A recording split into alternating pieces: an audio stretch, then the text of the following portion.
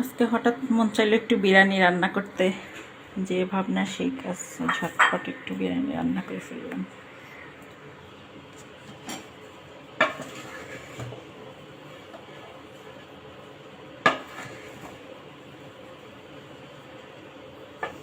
বৃষ্টির দিনে বিরিয়ানি খাওয়ার মজাই আলাদা।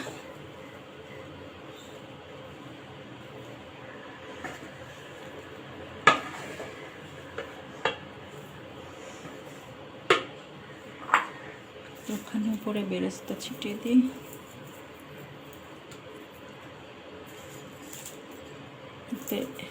দেখতে একটু সুন্দর হয়।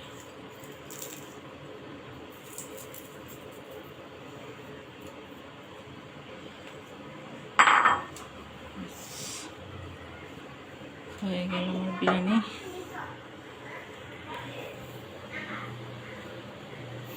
পাশেই প্রকৃতি।